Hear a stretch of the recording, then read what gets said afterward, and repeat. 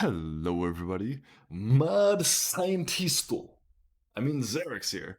And it's like 5 in the morning, so I apologize for my appearances, but I have been testing this team day in, day out, trying to make sure that it really is as consistent as it seems.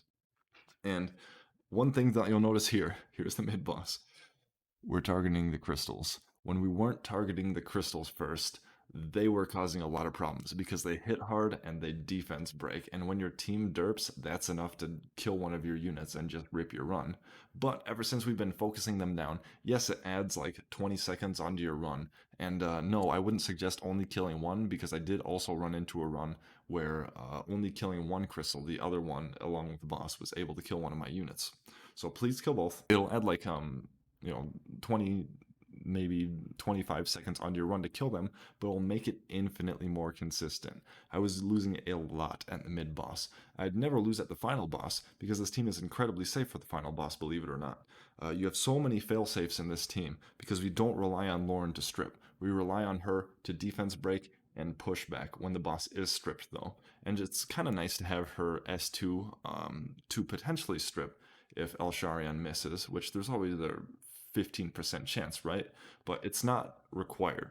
And that's the important thing because eventually teams that fail if you lose a 15% chance will fail. It'll just not be consistent and it'll ruin your experience with the game and that dungeon in particular.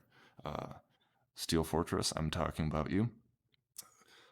So on the final boss, even if the dragon gets below 30% health, we have no problems. When I was running, we lost one unit once, but we were still able to complete the run, no problem. And this team, killing both the crystals first, I've seen it go as long as like 2 minutes and 15 seconds, but generally we're right around the 2 minute mark or even below. So let's go into the units and the runes that are on them. So, one thing I cannot stress enough is how much it helps to have tank stats on your twins. They don't have to be super tanky, but don't make them pure damage dealers. This was a thing of the past when you could speedrun things. You can't speedrun DB12 as quickly and just kill things before they hit you. You can't do that anymore because things just have too much health and you won't be able to, at least with this team, you can't outskill the amount of health and defense that things have. So, Talia and Sabrina, of course, you want them on great damage dealing stats.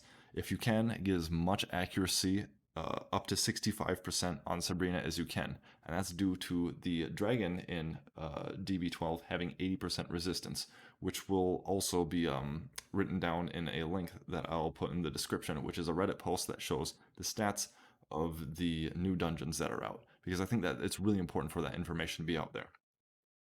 Now, past them, generic damage dealing stats that we've always ran our twins on. Here's the Lauren I use. Of course, you want her as accurate as possible. You're probably using her in other areas of the game already. Fran and Lauren, everyone really has built, so it's not too much of a stretch to just throw them in your dungeon, right?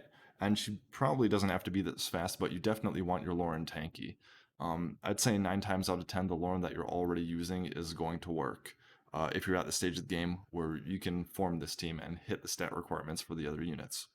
So it's not a problem. Your Fran doesn't have to be anywhere near this good. She doesn't need to be as fast. It would be nice if she was this tanky though, but she absolutely does not have to be on will runes. I highly recommend Violent because it really helps sustaining when your team does derp in the dragon. Also, one more thing, accuracy on Fran.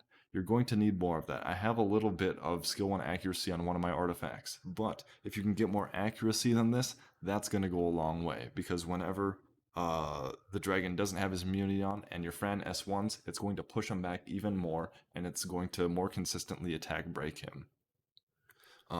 So like I said, I believe I've mentioned this already, the theory behind this team when it comes to the final boss is strip and push him back. Give him as few turns as you can possibly make him take, essentially. Because if the dragon isn't moving too much, he's not going to be able to kill your team through the fact that your damage dealers are water, so he has type disadvantage against them, and the fact that your units are tanky enough and you have a Fran to sustain you in the meantime. Elsharian does not need this much accuracy, and he absolutely does not have to be on damage dealing stats like mine is. This is more of like a bruiser setup, that way I can use him in other areas of the game at the same time, but an important part is hitting 65 accuracy, which isn't too bad since he awakens into it, so you only need 40 accuracy from miscellaneous sets. I use double shield and focus just because I want as much dirt protection as I can possibly get with the shield runes, and his speed is very important, like I mentioned. Now, again, in the post that I link in the description, it'll show you that the speed of the right tower in Dragon's B12 is 121, and I noticed that this speed in Alsharian will mean that he moves before that tower, but then when that tower is about to move for the first time, Alsharian will be right behind it. And the sooner you can land your strips, or the sooner you have the chance of landing your strips, the better, because you don't need the strips to save your team. You need the strips so that you are able to defense break and push them back and make the fight a lot faster and cleaner.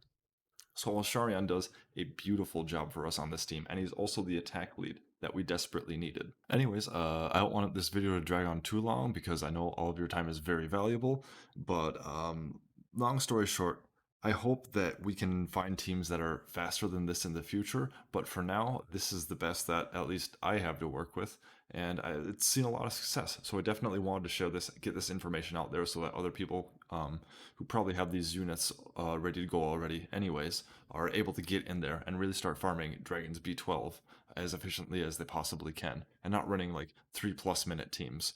And like I've mentioned before, this team has gone like slightly over 2 minutes, and like worst case scenario, but that's when you're missing strip after missing strip after missing strip on the final boss. So it doesn't happen often, but it can take a while if you get very unlucky with your runs. Again, I have not failed a run yet. I haven't run more than 50 times, but this is looking very promising. But everybody, anyways, if you made it this far in the video, I really appreciate it. If you have questions, leave them in the comments below. If you like what you saw, please leave a like. And if you want to stick around for more content like this in the future, consider subscribing. It's free and it really helps me out and lets me know that what I'm doing is helping people. Well, that's all for now. And until next time, take care, everybody.